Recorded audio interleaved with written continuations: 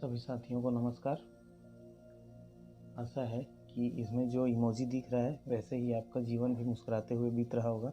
हालांकि कोरोना काल चल रहा है, लेकिन हमको इससे घबराने की आवश्यकता नहीं है, बल्कि डटकर सामना करना है। तो साथियों, इसी आशा और विश्वास के साथ कि आप लोग अच्छे होंगे, ये वीडियो आगे स्टार्ट किया जाएगा।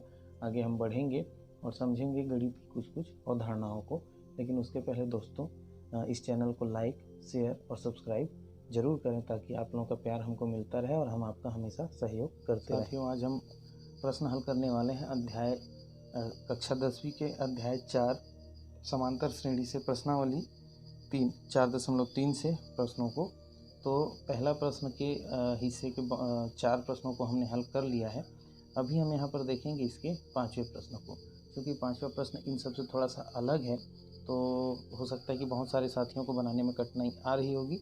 तो हम यहाँ पर इसको कोशिश करते हैं कि आपको समझ में आ जाए और कैसे बनाना है ये आपको पता चल जाए। तो चलिए साथियों, देखते हैं प्रश्न क्या है।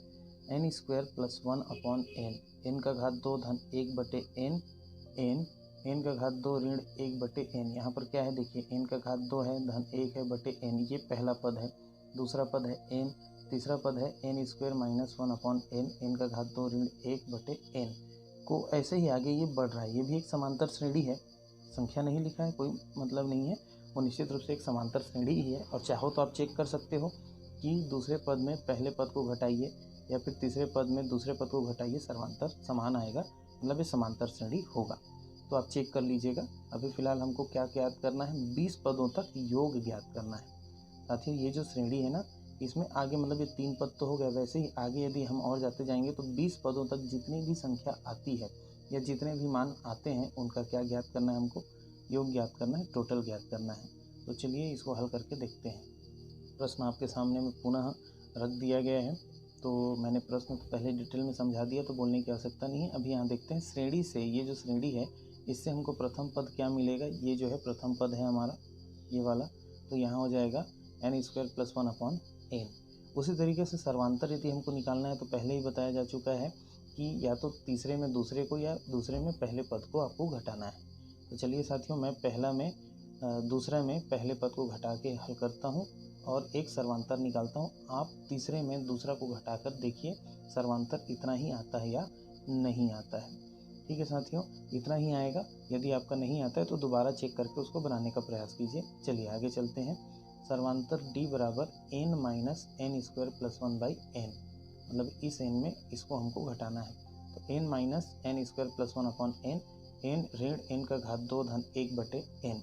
अब देखिए यहाँ पर नीचे में कोई संख्या नहीं है, मतलब हम क्या मानते हैं, सपोज कि वहाँ पर 1 है, तो इस n का इस n के साथ गुणा होगा और 1 का इधर गुणा होगा और इस n का इस 1 के साथ गुणा होगा।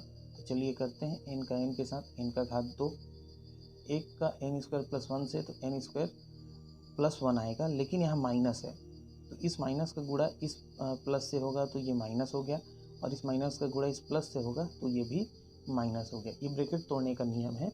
आप चाहें तो पिछले वीडियो से यदि लगातार बने हैं तो पता चल गया होगा कि आपको क्यों ये कैसे हुआ है। यदि फिर भी नहीं पता चला है, समझ में नहीं आया है, तो आप कमेंट करके बताइए कि यहाँ पर ये प्लस का माइनस कैसे हुआ। मैं इसको समझाने का प्रयास करूँगा।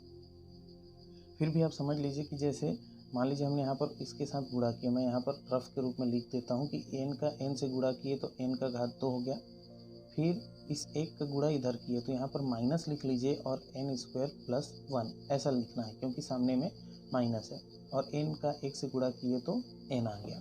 तो देखिए साथियों, इसी को मैं यहाँ पर लिखूँगा, n² हो गया, ये माइनस और प्लस का माइनस हो गया, ये माइनस और प्लस का माइनस हो गया, और ये n² - n² - 1/n आएगा। आप कभी भी साथियों ऐसा गुणा करके ये जैसा है वैसा ही नहीं लिखेंगे। यदि प्लस है तब तो कोई दिक्कत नहीं है, लेकिन जब माइनस है तो इनके जो निशान है वो बदल जाते हैं। ठीक है, कैसे बदलेंगे मैंने यहाँ पर समझा दिया। अब यहाँ पर देखिए, n² प्लस में है, n² माइनस में है, दोनों समान संख्या हैं, कट जाएंगे तो क्या बचेगा यहाँ पर -1 और नीचे बचेगा n, तो -1/n। इस प्रकार से हमारा d जो मान आता है, सर्वांतर आता है, वो d = -1/n आ जाता है। और पदों की संख्या 20 दी गई है।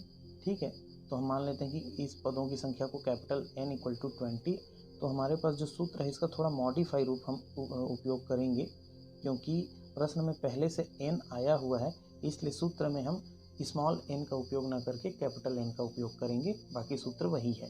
तो S N equal to N by two, यहाँ भी जैसे कि हम इसको कैपिटल कर लेंगे, तो S N equal to N by two 2a plus N minus one into D.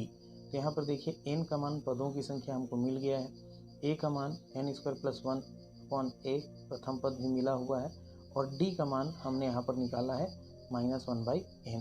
तो इन मानों को हमको क्या करना है, इस सूत्र में रखना है। तो देखिए n की जगह पर हमने 20/2 रख दिया, 2 यहाँ पर रखा, a की जगह पर N square plus one upon N रखा गया है, फिर प्लस n की जगह पर हमने रखा 20 माइनस वन, और d की जगह पर मान रखा है हमने माइनस वन अपॉन एन। अब साथियों यहाँ पर ब्रैकेट तोड़ने की बारी है। अब देखिए मैंने पहले बताया था इसके नीचे में कोई संख्या नहीं, मतलब एक है, और यहाँ पर क्या हुआ है, गुणा हुआ है। तो दो ऊपर वाले को ऊपर वाले के साथ, नीचे का नीचे के साथ, तो 2 का n के साथ गुणा करेंगे 2n स्क्वायर, और 2 का 1 के साथ गुणा करेंगे 2, और यहाँ नीचे का 1 का n के साथ गुणा करेंगे n। ठीक उसी प्रकार 20 में से 1 गया तो आ गया 19, और यहाँ पर अंदर में क्या है माइनस वन अपॉन एन, इनका भी गुणा होगा तो 19 का 1 के साथ होगा 19 से कम 19, और नीचे आ जाएगा n। अब देखिए साथियों यहाँ पर प्लस है और यहाँ माइनस है, तो प्लस और माइनस का गुणा होगा तो यहाँ आ जाएगा माइनस। तो इस प्रकार से हमारे पास जो परिवर्तित रूप है वैसा होगा कि 10, अच्छा ये 10 कैसे आया, 20/2 है, 2 से हमने कटाया 2 एकम 2 और 2 दहम 20, तो ये हो गया 10। तो इसलिए यहाँ पर 10 आया है, 10 2n square plus 2/n minus 19/n, ये हो गया यहाँ तक के। अब आगे हम आते हैं कि ये 10 है, अब यहाँ पर देखिए नीचे में संख्या समान है, n ही है, तो हमने क्या किया, n को सिंपल ले लिया। अब यहाँ तिर्यक गुणा करने की आवश्यकता नहीं है, तो यहाँ 2n स्क्वायर प्लस 2 जैसा था वैसे ही लिख दिया। यहाँ पर 19 ऋण में था, हमने ऋण 19 लिख दिया, नीचे n को सिंपल टाइम एक बार लिख देंगे। अब 2 ऋण 19 है, तो यहाँ पर घटेगा, 19 में से 2 जाएगा, ऋण 17, तो हमारे पास आ गया बाहर में 10, यहाँ आ गया 2n स्क्वायर माइनस 17/n। तो साथियों ये जो था 20 पदों का योग, जो प्रश्न हमारे पास दिया गया है उसके लिए 20 पदों का योग का ये उत्तर होगा। तो उम्मीद है कि आपको ये जो गणित है, ये प्रश्न जो है हल करने का तरीका समझ में आया होगा।